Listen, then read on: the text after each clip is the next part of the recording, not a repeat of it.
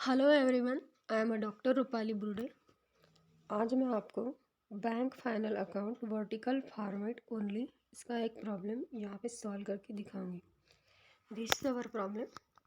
From the following information prepare profit and loss account of Canara bank limited for the year ended 31 मार्च 2015।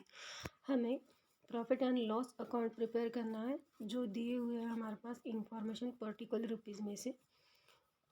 वो जो information है उससे हमें profit and loss account prepare करनी है।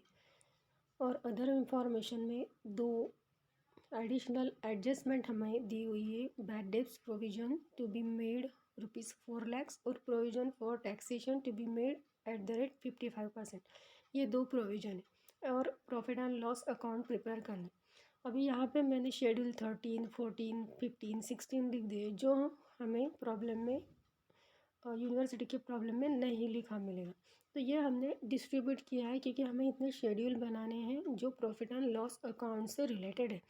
तो पहले हमें ये शेड्यूल बनाने पड़ेंगे और उसके बाद profit and loss account prepare करना होगा। तो ये शेड्यूल मैंने बनाए हुए हैं जो वर्किंग में। शेड्यूल 13 जिसे कहते हैं interest on, schedule 14 other income का है, शेड्यूल 15 इंटरेस्ट एक्सपेंसेस का है और शेड्यूल 16 ऑपरेटिंग एक्सपेंसेस का। उसके बाद प्रोविजंस एंड कॉन्टिजेंस, ये जो हमारे प्रोविज़न होते हैं उसके लिए है। और this is profit and loss account 31 मार्च 15। ठीक है, तो अभी ये कैसे करना है? तो ये सारे शेड्यूल मैंने पहले भी डाल दिए जो प्रॉफिट एंड लॉस अकाउंट से रिलेटेड है, इसकी वीडियो डाल दी है। और बैलेंस शीट से भी रिलेटेड जो शेड्यूल है उसकी भी हमने वीडियो डाल दी। तो ये हम प्रॉफिट एंड लॉस अकाउंट बना रहे हैं। इसके लिए कितनी शेड्यूल ज़रूरी है? 13, 14, 15, 16। ठीक है, क्योंकि हमें यही इंफॉर्मेशन है। तो जो इंफॉर्मेशन हमें दी हुई है हमने पहले उसे शेड्यूल में डिस्ट्रीब्यूट कर दिए। इंटरेस्ट ऑन लोन 13 शेड्यूल में जाएगा। उसके बाद क्या क्या जाएगा? Discount on bill discounted net, ये 13 शेड्यूल में है। उसके बाद इंटरेस्ट ऑन ओवरड्राफ्ट है 13 शेड्यूल में। और उसके बाद एक और है डिस्काउंट ऑन बिल डिस्काउंटेड, ये है। और इंटरेस्ट ऑन कैश क्रेडिट्स, ये भी 13 शेड्यूल में जाएगा। कुल मिला के 4 आइटम है जो हमारे 13 शेड्यूल से रिलेटेड है। तो स्टार्ट करते हैं हम शेड्यूल बनाने के लिए। शेड्यूल 13 है इंटरेस्ट ऑन, जिसमें फर्स्ट लिया है इंटरेस्ट ऑन लोन जो हमारे पास यहाँ पे है। इंटरेस्ट ऑन लोन्स देखिए 13 शेड्यूल लिख दिया, कितने? 15,90,000 जो हम इसमें फिलअप करेंगे। उसके बाद क्या लिखा है? Interest on overdraft. Interest on overdraft भी है यहाँ पे, देखिए कितना है? 15,40,000, ये भी हमने यहाँ पे फिलअप कर। इसके बाद है इंटरेस्ट ऑन कैश क्रेडिट्स।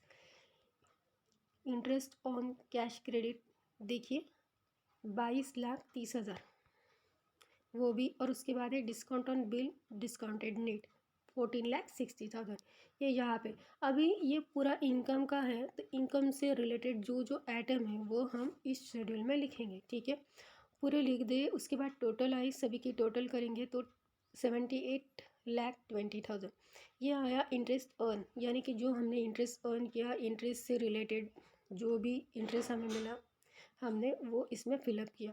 ठीक है, इसकी टोटल आई 78,20,000। अभी शेड्यूल 14 है अदर इनकम। अदर इनकम में क्या क्या है देखिए? Commission, exchange and brokerage and miscellaneous incomes. तो कमीशन यहाँ पे है, देखिए 14 शेड्यूल में 4th नंबर का आइटम 82,000। तो सिर्फ कमीशन ही है तो इसे हम कमीशन में फिलअप कर देंगे और इसकी टोटल हुई 82,000 क्योंकि मिसलेनियस इनकम है नहीं। अभी शेड्यूल 15 पे आ जाते हैं इंटरेस्ट एक्सपेंडेड। इंटरेस्ट एक्सपेंडेड क्या है? देखिए interest on fixed terms deposit कितना है ये देखिए 15 शेड्यूल का 27,50,000। तो वो इसमें फिलअप कर देंगे। उसके बाद है interest on current deposit accounts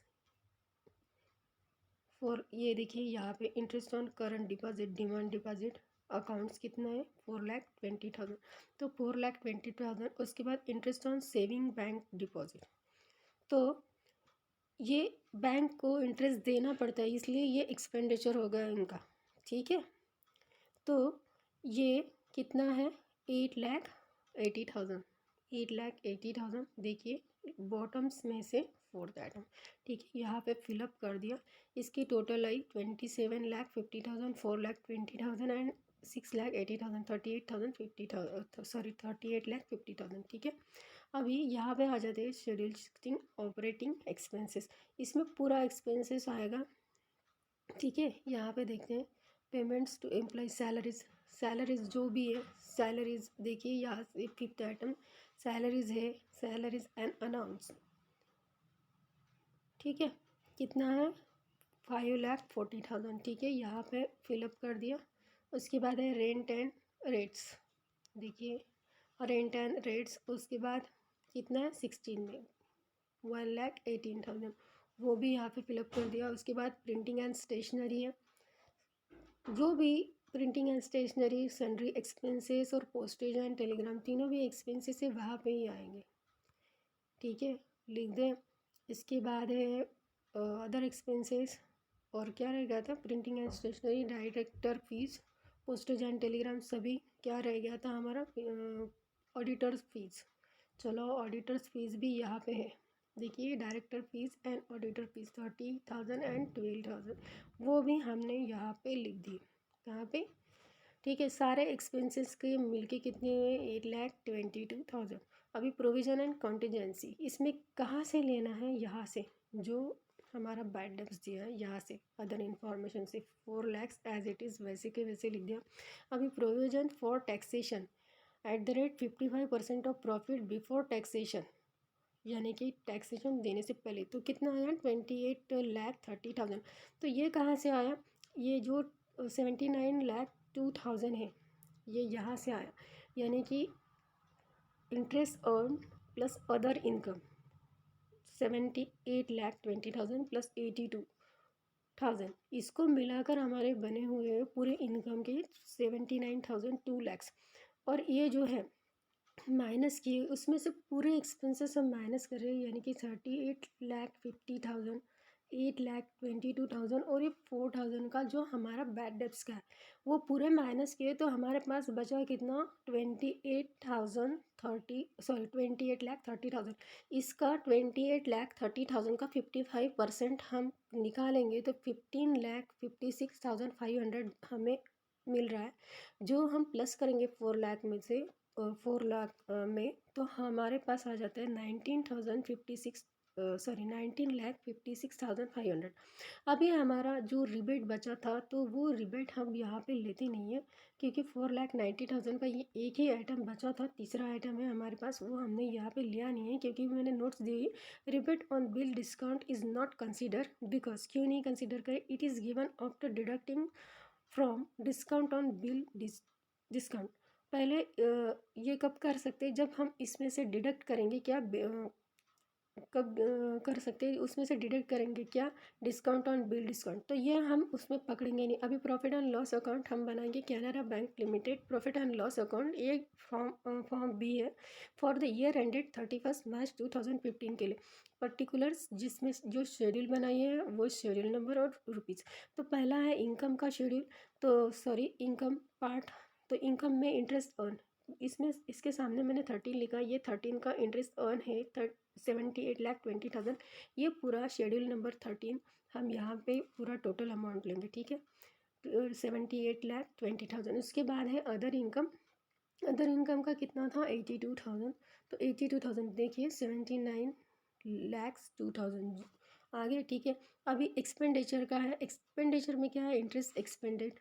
देखिए इंटरेस्ट एक्सपेंडेड हमारा 15 शेड्यूल था, जिसकी टोटल थी 38,50,000। ठीक है, 38,50,000 यहाँ पे ले लिए, शेड्यूल नंबर डाल दिया। उसके बाद है ऑपरेटिंग एक्सपेंसेस, इसका शेड्यूल नंबर कितना है, 16, शेड्यूल नंबर 16 की पूरी टोटल कितनी है, 8,22,000। तो यहाँ पे लिखा 8,22,000। प्रोविजन एंड कॉन्टीजेंसीज का कोई भी शेड्यूल नहीं है, लेकिन उसकी 19,56,500 टोटल आई हुई है, वो यहाँ पे ले ली। अभी वो जो पूरा टोटल आया हमारा एक्सपेंडिचर का 66,28,500।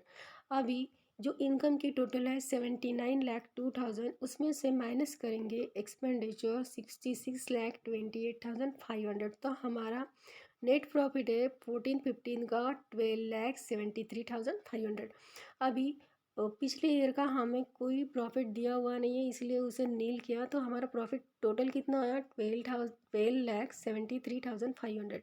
अभी अप्रोप्रिएशंस हम लेते हैं, इसमें transfer to statutory reserve at the rate 20% लेना है हमें। तो किसके 20% लेने हैं? जो हमारा नेट प्रॉफिट है 12,73,500, इसका 20% निकालेंगे तो हमारे पास आएंगे 2,54,700।